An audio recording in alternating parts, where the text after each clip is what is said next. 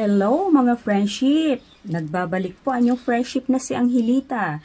Pasensya na po kayo ha, ngayon lang po nakapag-vlog ulit ang inyong friendship na si Angelita dahil medyo hindi maganda pakaramdam natin. So, matagal-tagal din ho tayong nawala. And dahil nagpagaling po muna tayo. Di ho ba? Well mga friendship, as usual, kaparis ng dati. Di ba? Babati po muna ang inyong friendship na si Angelita. Alright, have a good day to all of you. Mga friendship ko na nandito sa buong Pilipinas. Now, and sa mga susunod pang mga araw. Kung nandiyan pa naman tayo, di ba mga friendship? And of course, buongiorno mi amor, mga mi amors. Buenos dias, señor and señoras, señoritos, señoritas, mi amiga, mi amigos. And sa lahat ng ating mga kaibigan na nasa Kailocanihan, nasa Ilocos Region, na po, magmula sur hanggang norte, naimbag na adlaw kada kayo. Amen, mga friendship. Of course. And of course, Guten Tag! And sa mga friendship natin na nasa Palawan. Yan, nasa Puerto Princesa City, Palawan. Na mga nandiyan po ngayon is mayad nga adlaw kanindong tanan, mga kaiban, ug mga tangay. O, sana po ay lagi kayong nasa magandang kalagayan. Alam ko naman nandyan lang si Lord at lagi niya tayong binabantayan sa araw-araw. Alright, mga friendship, marami ho tayong topic ngayon, di ba? Dahil matagal na walang inyong friendship na si Angelita, so may mga tatalakayin ho tayo about sa mga impeachment na yan, ha? Okay, start na po tayo mga friends, and bago po muna tayo mag-start, please, lumalambing lang po ang inyong friendship Angelita, na sana ay lagi kayong nandyan, and huwag nyo naman kalimutang mag-subscribe, likes, and pa-share na rin po ng video kung magugustuhan ninyo. Iho ba? And of course, pindutin na rin ninyo ang ating bell, and every time ay update kayo sa ating mga video. Minority Leader Aquilino Pimentel III is no longer expecting an impeachment trial for Vice President Sara Duterte during the 19th Congress, which will end in June. Alam ko na wala ng trial asyo kahit June 2 man yan or June 11 man yan. Former Senate President Franklin Drilon says having no trial is also one of three possible steps the Senate may take in the 20th Congress. The impeachment court can rule as that they have no jurisdiction, in which case there will be no trial. They can say, second, they can say we have jurisdiction, and therefore we proceed with the trial. Third, they can defer the ruling on jurisdiction and decide it when they decide on the...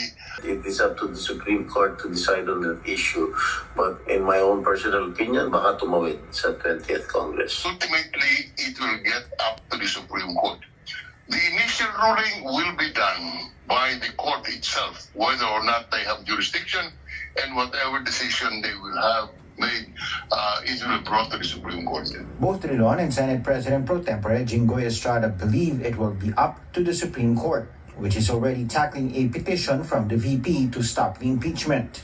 Pimentel will formally inquire from Senate President Francis Escudero on Monday why the impeachment was delayed, noting it violates not just the Constitution but the Senate's own impeachment rules, which prioritize impeachment over pending legislation. Pero pag bibilangin mo yung June 2 to June 11, sayang din yung time na yon kasi dapat yung time na yon pinapasagot na yung impeached official. Ka at saka meron kang legislative, unahin mo si impeachment. Ang dapat bumigay, ang dapat mag-giveaway should be the legislative agenda. Senator Gatchalian and Estrada backed up Escudero in prioritizing legislation over politics. Estrada refuted rumors cited by mamamayang liberal Representative-elect Laila de Lima of a no-trial scenario. Isa yan sa mga senyales na sa tingin ko may nangyayari. Sa tingin ko meron na ganyang usapin that kinoconsider na nila yan to kill the impeachment trial. Okay, grandstanding lang yan, naniniwala lagi chismis. We are not going to abandon our constitutional duty to hear the impeachment case against the Vice President. Another impeachment prosecutor warned against such a scenario. Kawalan sa taong bayan ang tumagal pa o hindi makita ang paglilitis para sa katotohanan. The Senate cannot delay any further and cannot pass upon their duty to hold trial regardless of their verdict. A no impeachment trial scenario is even worse for our democracy. Yun lang ang inaalala ko na reading lang sa June 11 if ever matuloy, then holiday na the following day. And hindi ko na alam how the new set of senators will schedule the impeachment trial if ever they decide to push through with it. Julon doubts there are enough numbers to convict Duterte in the impeachment. That's on top of President Marcos expressing opposition to the trial. That impeachment, that can influence the senators. But the palace maintains the president had nothing to do with the Senate's decision to move the presentation of the articles of impeachment, which came after a meeting at the palace for the Legislative Executive Development Advisory Council. Hindi po. Wala po nabanggit. Hindi po makikialam ang Pangulo patungkol po dyan. Pero, sinabi po niya na dapat umandar ang proseso. Respeto ang due process. So, ito po ay nasa kamay na ng mga prosecutors, nasa kamay na po ng Senado. At least one House leader is dismayed with the change in schedule, comparing it to getting stood up by a day. Deputy Majority Leader Paulo Ortega V argued while it's a minor delay, it was still disappointing given the anticipation and the preparations done by the House. Julon believes it's better to get the trial done and over with and for evidence to be presented. Estrada and Senator Joel Villanueva meanwhile debunked talk there will be a coup against Escudero next week. RG Cruz, ABS.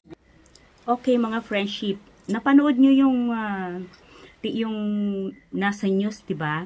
Okay, again, sasabihin ko lang po na wala po tayong fake news and mga opinion lang po natin ito in commentaries about sa mga napapanood natin everyday sa mga news. Ito ay about sa impeachment trial kay VP Sara. Diba? Nakita naman ninyo, yung isinampang impeachment trial last year pa. Inabot na ho ng 2025, nakapag-election na, and then ngayon nakapag-election na, sinabing June 2, and then inaatras na naman ho ngayon. Nakita na ho ninyo yung mga proseso, di ba? Talagang only in the Philippines lang ho nangyayari yung mga ganitong bagay. Nakakadismaya talaga ang ating gobyerno, yung mga nanunungkulan, di po ba? Kasi nakita na lang ninyo, ngayon, ipopostpone na naman nila. Ang tagal-tagal na hong na-postpone yan. Ang tagal na hong na impeachment trial na yan na na-postpone. Ngayon, ipopostpone na naman nila. Kahit pa sabihin nga naman, sinabi nga ni Senator Pimentel, di ba? Kahit sabihin mo 1 week lang na delayed yan, sayang pa rin ang mga araw, sayang ang oras. Samantalang, nakapulang naman sila dyan. Di ba? Dapat inaasikaso na nila yan. Hindi nila pinatatagal ng ganyan. Di ba mga friendship? Baka mamaya mga friendship, kalabas-labasan yan na-dismiss pa ang impeachment trial. Samantalang, nasa harapan na nila lahat ng katibayan, di ba? Lahat ng mga nakakalap na sa investigasyon. Andiyan na lahat ng proof ng mga pagnanakaw sa pera ng taong bayan. Pero parang baliwala pa rin. Hindi nila iniisip yung yung na inaantay ng taong bayan ang mangyayari sa impeachment trial na 'yan. Talaga namang nakaka-disappointed. Nakaka-disappointed talaga kasi basta't yung mga makidotaching yan, gumagawa ng paraan yan kasi gustong-gusto talaga nilang nadidelay yung impeachment trial, di ba? Hanggat pwede lang i-delay nila ng i-delay yan hanggang sa matapos ang term ni VP Sara as Vice President. Di ba? Kasi nga naman makidotache sumusunod sa anino. Di ba? Mga anino ni Duterte sila. Kaya ganun sila katitindi talaga. Kaya lang naman magagawa ng taong bayan kahit gustuhin man natin ito, sila nakaupo sila ang mga lawmakers, di ba? Wala tayong magagawa dun. Wala tayong magagawa, kundi mag-antay lang kung anong mangyayari sa impeachment trial na to. Okay. Alam niyo mga friendship, ganyan ang gagawin nila yan eh. I-delay. Yan ang mga delaying tactics nila. Yan ang mga taktika ng mga Duterte. Mga ano nila yan eh. Mga delaying tactics nga nila, mga diskarte nila. Ganyan sila. Yung kumbaga nandiyan dyan na, kailangan madili ng madili yan. Papailalim na. Kumbaga sa isang kaso, pag mapera ka, tatakpan nila ng tatakpan yun, di ba? Para huhugutin sa ilalim, napakatagal yun bago mabigyan ng pansin. Kasi ang katuwiran ho nila yan, first come first serve basis, di ba? Pero ito ho naiiba eh. Kasi hindi ganun ang nangyayari. Delaying tactics na lang. I-delay nila ng i-delay hanggang sa makalimutan na ng taong bayan yung mga nangyari. Mantakin ninyo yan, ang tagal-tagal na. Pero hanggang ngayon, ganyan pa rin ginagawa nila. O kaya, tingnan yung si Senator Aquilino Pimentel, parang nawawalan na tuloy ng gana, di ba? Nadidisappoint na siya ng husto. Nung June 2, naging June 11, kahit pa nga naman sabing June 11, parang binabaliwala na nila yung impeachment trial. Ano ho ang gusto nilang mangyari doon? Baliwala na lang lahat yun? Baliwala na lang yung pera ng taong bayan na kahit hindi na ibalik? Hindi na ho ba kailangang palibhasa Vice President si Sara Duterte? Hindi na ho ba siya pwedeng questionin kung asan niya ginastos yung confidential fund? Ang dami-dami ho niyang ginagamit na pangalan. Pati si Marian Rivera na nananahimik. At si Sheldon Jokno, idadamay pa nila. Ano naman hong kinalaman ng actress na pati sa confidential fund, isusulat nilang pangalan ni Marian Rivera doon? Or sabihin na natin kapangalan ni Marian Rivera. Okay, may Marian Rivera palang pinagbigyan sila at kinuha doon sa pera ng confidential fund, di ba? Wala ho tayong pakialam doon kung sinong Marian Rivera man yan, kung hindi siya si Marian Rivera ang actress. O di, i-explain ho nila, i-explain ng Office of the Vice President kung sino-sino talaga itong mga taong to, para naman ho maintindihan ng taong bayan. Hindi eh. Ang nangyayari ho, instead na i-explain nila, nagagalit si BP Sara, di ba? Ayaw niyang kini-question siya. Nakita lang ninyo, ang kaarugantihan talaga ng ugali. Ayaw nang kini-question, manang-mana talaga sa ama. Lahat silang mga Duterte, ganyan ang mga pag-uugali. Ayaw nilang kini-question sila. Ang gusto nila, sila ang nagko-question sa inyo. Diba? Pero siya, ano ang mga sinasabi niya, sinusumbat niya sa presidente? Mga pangako, nanapako, God save the Philippines, mga ganun-ganun. Ang galing niyang magsalita ng ganun, hindi niya nga ma-explain yung confidential fund kung saan nila inilagay, kung saan nila ginastos. Diyo ba? Napakaliwanag huno na siguro binulsa na nga talaga nila yung pera at yung pinamimigay nilang envelope sa kanyang mga tauhan, doon niya ginastos ang confidential fund. Para hindi na nahiya, di ba? Ginastos ang confidential fund, ipinamigay sa mga tauhan niya, kung yun man ang ipinamigay niya. Confidential fund, pera ng taong bayan, yun ang kanyang ipinamimigay, pinamumudbud niya. Dapat namumudbud ka ng perang ganyan, BP Sara, yung pera mong imudbud mo sa kanila. Wag mong gamitin ang pera ng taong bayan kasi wala kang karapatan dyan. Dahil kami, na mga taxpayers, kami ang nagpapasweldo sa inyo. Kung wala kami, kung di kami nagbabayad ng mga tax, wala kayo dyan sa kinauupuan nyo ngayon. Nagbabayad kami ng tax para makatulong sa sambayan ng Pilipino at sa bansang Pilipinas. Tapos gaganyan, sasalaulain lang ninyo yung pera ng taong bayan. Anong klase kayo? Anong klase kayong mga nakaupo sa gobyerno? Ano yun? Kaya lang kayo umupo, kaya lang kayo tumakbo sa politika dahil gusto lang ninyong mapapanatili yung kapangyarihan ninyo bilang mga may katungkulan sa gobyerno? Paano kayo rerespetuhin ng taong bayan? Paano namin kayo pagkakatiwalaan pa kung ganyan ang ginagawa ninyo? Kami, nagbabayad kami ng tax, nagpapakahirap kami sa pagtatrabaho namin. Nagpupuyat kami, halos di na kami natutulog, nagtatrabaho kami, nagbabayad kami ng tax. Pag hindi kami nagbayad, padadalan kami ng notice. Pagpe-penaltin kami, di ba? Kaya natural, magbabayad kami. Tapos gaganyanin nyo lang, gagastusin nyo lang ang pera ng taong bayan. Di na kayo nahiya sa mukha nyo. Tapos, ngayon, ayan, may impeachment trial. Hindi matuloy-tuloy. Unang-una, ang sinabi, election. O, patatapusin mo ng election. Natapos ng election, ayan na. Tapos na, tapos i-delay na naman nila. Ano bang ginagawa nitong mga senador na ito? Mga walang kwenta talaga. Yung mga senador na nasa anino ni Duterte hanggang ngayon. Hindi nila pinagmamalasakitan ng taong bayan. Sa mga selfish. Sarili lang talaga nilang iniintindi nila. Only in the Philippines, mga friendship, di ba? Pilipinas na nangyayari yan. Sa ibang bansa yan. Matagal na yan. Tumalsik na yan sa pwesto niya.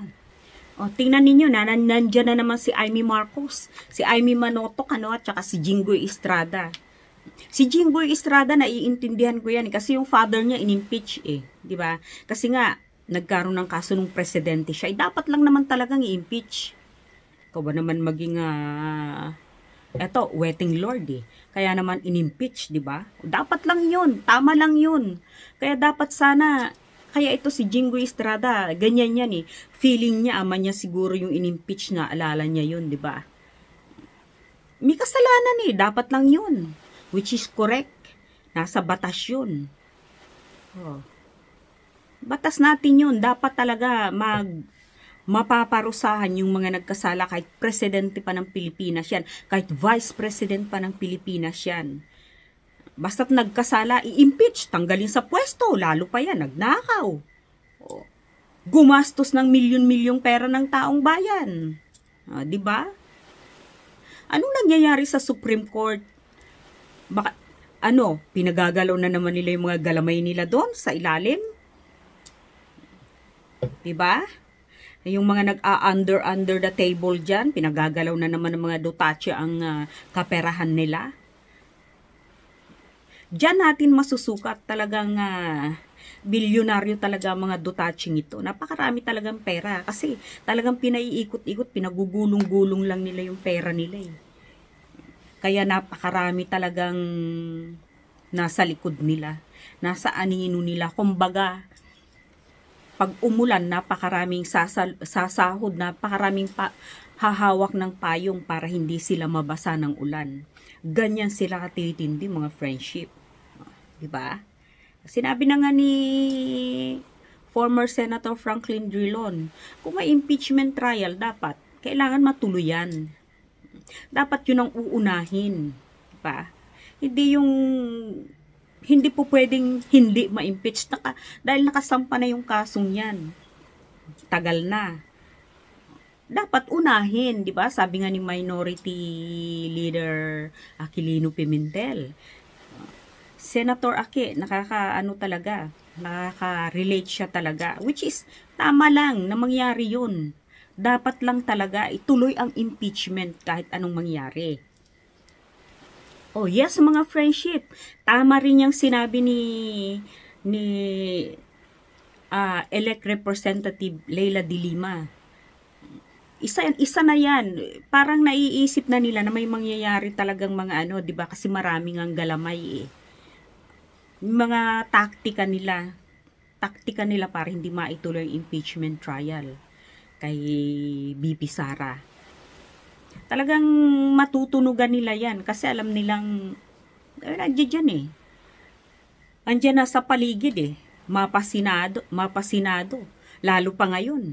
Yung mga nasa House of Representative before, nanalong pagka-senador, 'di ba? Alam niyo na kung sino yung tinutukoy ko. Isa yun sa loyalist ni Duterte. Duterte loyalist yun. Na ngayon nasa Senado na. Kaya mga chismis daw, sabi ni Senator Jinggoy Estrada. Hindi po yun chismis. Totoo po yun, Senator. Diba?